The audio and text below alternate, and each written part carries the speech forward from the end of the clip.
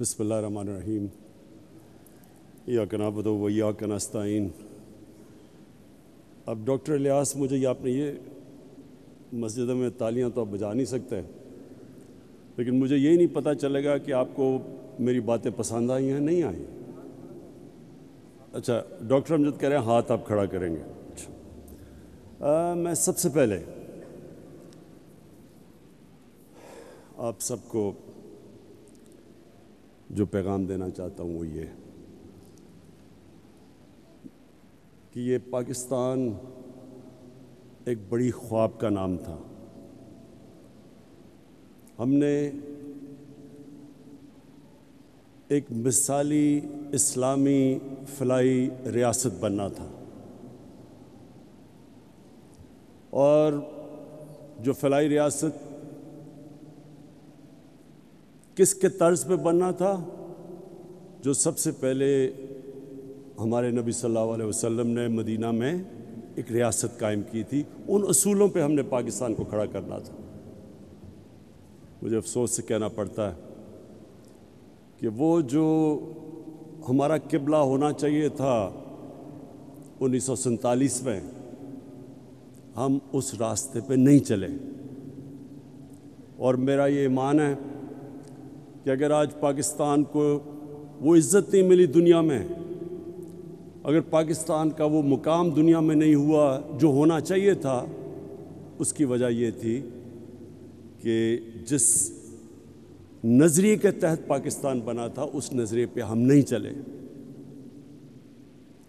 جو قوم اپنے نظریے سے ہٹتی ہے وہ کبھی کامیاب نہیں ہوتی۔ جو انسان اپنے نظریے سے ہٹتا ہے وہ بھٹک جاتا ہے، اور ہمارا نظریہ مدینہ کی ریاست کا نظریہ تھا۔ اس میں دو سب سے اہم چیزیں تھیں، ایک انسانیت، فلاحی ریاست جدھر ریاست نے اپنے کمزور طبقے کی ذمہ داری لینی تھی، جس کو انگریزی میں ویلفیئر اسٹیٹ کہتے ہیں، اور دوسرا جو نبی صلی اللہ علیہ وسلم کا حکم تھا کہ جو قوم طاقتور چور کو چھوڑ دیتی ہے اور کمزور چور کو جیل میں ڈالتی ہے وہ تباہ ہو جاتی ہے، یعنی جس قوم میں انصاف نہیں ہوتا وہ تباہ ہو جاتی ہے۔ اور انہوں نے پھر کہا کہ میری بیٹی بھی اگر چوری کرے گی تو اس کو بھی سزا ملے گی، یعنی کوئی قانون سے اوپر نہیں ہے۔ یہ دو سب سے بڑے اصول تھے جو بنیاد بنے مدینہ کی ریاست میں۔ اور بھی تھے، میریٹوکریسی تھی، خواتین کو پہلی دفعہ جائیداد میں حق دیا گیا،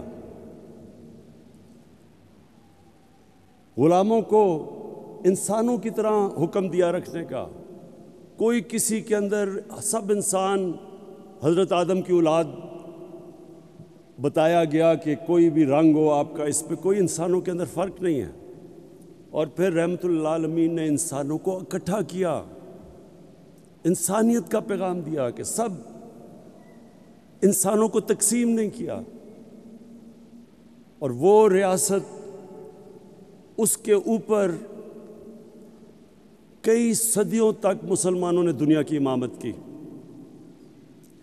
آج مجھے افسوس سے کہنا پڑتا ہے کہ جن اصولوں پہ انہوں نے مدینہ کی ریاست کھڑی کی تھی، آپ کو وہ اصول وہ لوگ جو مسلمان نہیں ہیں ان ریاستوں میں نظر آتے ہیں۔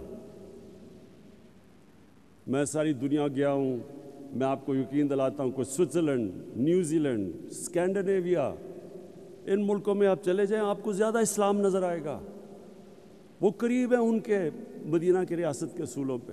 وہاں انصاف بھی ہے، وہاں انسانیت ہے، وہاں فلاحی ریاست ہے، وہاں میریٹوکریسی ہے، وہاں خواتین کو حقوق ملے ہوئے ہیں، انسانوں میں فرق نہیں کرتے۔ اور مسلمان دنیا میں بڑے کم، 50 سے زیادہ مسلمان ملک ہیں، بڑے کم مسلمان ملکوں میں آپ کو وہ مدینہ کی ریاست کے اصول نظر آئیں گے۔ اسی لیے میں انشاءاللہ کل آغاز کر رہا ہوں رحمت للعالمین اتھارٹی کا، اور صرف میرا مقصد یہ ہے کہ اب ہمارے بچے کو سمجھ آئے کہ نبی صلی اللہ علیہ وسلم کا پیغام کیا تھا، سیرت نبی کیا تھی، سب کو پتہ چل جائے۔ اللہ کسی کو ایمان دیتا یا نہیں دیتا وہ تو اللہ کا تحفہ ہے، لیکن ہم اپنی ریاست ذمہ داری پوری کریں اپنے انسانوں پہ، اپنے بچوں پہ، ان کو بتائیں کہ اصل میں ان کی سیرت کیا تھی، ان کا راستہ کیا تھا۔ تو آج جو ہم یہاں جمع ہوئے ہیں اس کا مقصد ایک ہے کہ ہم اس فلاحی ریاست کے راستے پہ چلے جائیں، اور اس کے لیے میں سب سے پہلے تو آج اپنی قوم کا شکریہ ادا کرتا ہوں، اور FBR کا بھی، کہ انہوں نے پہلی دفعہ پاکستان میں اتنا زیادہ ہم نے ٹیکس اکٹھا کیا، ہم نے ریکارڈ ٹیکس اکٹھا کیا پاکستان میں، اور اس کی وجہ سے میں نے پرسوں، جبکہ دنیا میں قیمتیں اوپر جا رہی ہیں، تیل کی، بجلی کی، 5 روپے یونٹ بجلی کی قیمت کم کر دی ہے، اور 10 روپے لیٹر تیل اور ڈیزل کی قیمت کم کر دی ہے، کیونکہ ہمارے پاس پیسہ زیادہ آیا ہے۔ تو میں اپنی قوم کو کہتا ہوں کہ آپ جتنا زیادہ ٹیکس دیں گے وہ سارا ٹیکس میں لگاؤں گا اپنے نیچے لوگوں کو اوپر اٹھانے کے لیے، لوگوں کے بوجھ کم کرنے کے لیے، مہنگائی کم کرنے کے لیے۔ یہ میں آپ سے میرا وعدہ ہے، وہ کہیں اور پیسہ نہیں جائے گا، وہ صرف آپ کے اوپر لگے گا، جس طرح ہمارا ٹیکس بڑھتا جائے گا۔ اب یہ میں آج کامیاب پاکستان کا پروگرام ہے، ہم نے 45 لاکھ خاندانوں کو اس پروگرام میں لے کے آئے ہیں۔ 45 لاکھ خاندان شروع کیا تھا ہم نے پختونخوا سے، اور آزاد کشمیر، گلگت بلتستان، پھر جو ہمارے کمزور علاقے پنجاب کے، ساؤتھ پنجاب میں، اور تھرپاکر سندھ میں، بلوچستان میں، لیکن اب سارے پاکستان میں ہم یہ پروگرام لے کے آ رہے ہیں۔ جس طرح ابھی ڈاکٹر امجد نے کہا، اور ڈاکٹر امجد میں آپ کی جتنی بھی تعریف کروں وہ کم ہے، آپ وہ انسان ہیں جو سمجھ گئے ہیں زندگی کا مقصد، کہ اللہ تو اس کو آخرت میں اس کو نوازتا ہے جو انسانیت کے لیے کچھ کرتا ہے۔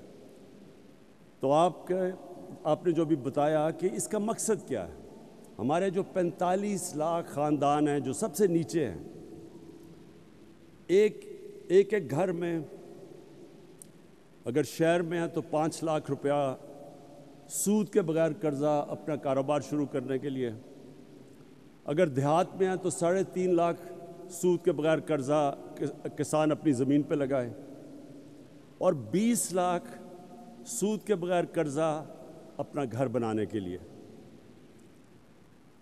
اور پھر اسی خاندان میں اگر ٹیکنیکل ایجوکیشن، ایک فرد کو ٹیکنیکل ایجوکیشن دے تاکہ وہ ہنر سیکھے اور اپنے لیے کما سکے گھر پہ۔ اور اب تو IT ایک ایسا شعبہ ہے، انفارمیشن ٹیکنالوجی، کہ آپ 6 مہینے 12 مہینے میں ایک بچے کو ٹرین کر سکتے ہیں، وہ IT سیکھ سکتا ہے، پروفیشنل پیسے کما سکتا ہے۔ اور اب تک ہم جتنا پیسہ دے چکے ہیں، میرے خیال میں 2.5 ارب ہے۔ ہم جو آگے دینے جا رہے ہیں پیسہ دونوں اگلے سال تک، وہ 1000 ارب ہے۔ 1000 ارب روپے کے قرضے دیں گے یہی 45 لاکھ خاندانوں کو، اور پھر اس کو بڑھاتے جائیں گے۔ مقصد یہ ہے کہ لوگ خود اپنے پیر پہ کھڑے ہوں، ہنر سیکھیں، کاروبار کریں۔ حکومت کے پاس تو کبھی بھی اتنا پیسہ نہیں آئے گا کہ نوکریاں سب کو دے دے۔ 22 کروڑ عوام ہے، حکومت کے پاس تو اتنے وسائل نہیں ہوں گے، تو لوگوں کو مدد کر رہے ہیں کہ وہ اپنے پیر پہ کھڑے ہو سکیں، اپنا کاروبار، ہنر سیکھ سکیں، اور کسانوں کے لیے خاص طور پہ کہ سود کے بغیر قرضے ملیں تاکہ وہ اپنی زمین کے اوپر لگا سکیں اور اپنی آمدن بڑھا سکیں۔ اور پھر سب سے بڑی بات، گھر، یہ ایک انسان کی سب سے بڑی خواہش ہوتی ہے کہ میرے اپنی چھت ہو، لیکن ہمارے ملک میں اتنا مہنگا ہے گھر بنانا، اور بینک ابھی تک قرضے ہی نہیں دیتے تھے چھوٹے لوگوں کو، تنخواہ دار طبقہ، ان کے پاس کبھی بھی ان کو قرضے نہیں دیتے تھے، پیسے والوں کو قرضے دیتے تھے۔ تو اس کا ہوا کیا کہ صرف پیسے والے لوگ گھر بنا سکتے ہیں، اور ہمارے یہاں کچی آبادیاں یہ بڑھتی جا رہی ہیں۔ کراچی میں تقریباً 40% کراچی کچی آبادیاں ہو گیا ہے، ہر شہر میں بڑھتی جا رہی ہیں۔ لاہور میں کچی آبادیاں، کیونکہ لوگوں کے پاس پیسہ نہیں ہے اپنا گھر بنانے کے لیے۔ تو یہ کوشش، ایک تو یہ کہ سب سے جو 45 لاکھ غریب خاندان ہیں ان کو 20 لاکھ کا سود کے بغیر قرضہ، اور پھر ہم نے اب بینکوں کو تیار کیا ہے۔ پہلی دفعہ پاکستان میں بینک اب تنخواہ دار اور اس طبقہ جو کرائے کے گھر میں رہ رہا تھا، اسی کرائے کے اندر وہ قسطیں دے کے اپنا گھر لے سکتا ہے۔ یہ بھی پاکستان میں پہلی دفعہ۔ اب تک 55 ارب روپے کے قرضے دیے گئے ہیں۔ اب تک 55 ارب روپے کے قرضے کبھی پاکستان میں تنخواہ دار اور نچلے طبقے کو نہیں دیے گئے تھے، اور یہ آنے والے دنوں ہر ہفتے یہ بڑھتے جا رہے ہیں قرضے، کیونکہ بینکوں نے پہلی دفعہ، ہم ان کو سبسڈائز کر رہے ہیں، ہم بینکوں کی مدد کر رہے ہیں ان کو پیسے دے کے، تاکہ جو سود زیادہ نہ ہو ایک عام آدمی کے لیے، تو گورنمنٹ سبسڈائز کر رہی ہے۔ تو انشاءاللہ میری جو خواب ہے کہ ہم وہ جو سفر نکل گئے ہیں فلاحی ریاست کی طرف، جس میں جو سب سے بڑا پروگرام ہم نے کیا، جس میں مجھے ابھی فخر سب سے زیادہ ہے، وہ ہے ہیلتھ کارڈ۔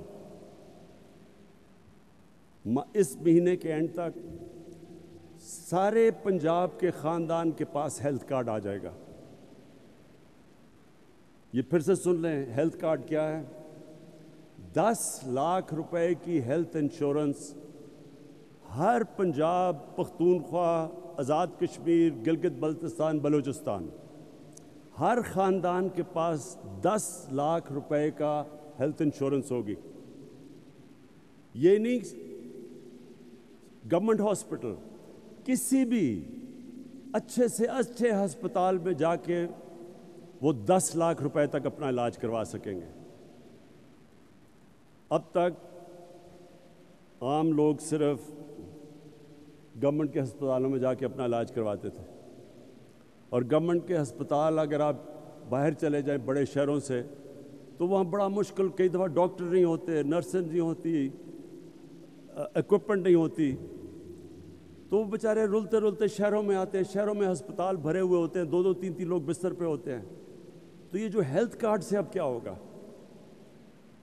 اب جو پرائیویٹ سیکٹر کے ہاسپٹل ہیں وہ دیہاتوں میں جا کے ہسپتال بنائیں گے، کیونکہ ہر خاندان کے پاس اب پیسہ آ گیا ہے اپنا علاج کروانے کے لیے۔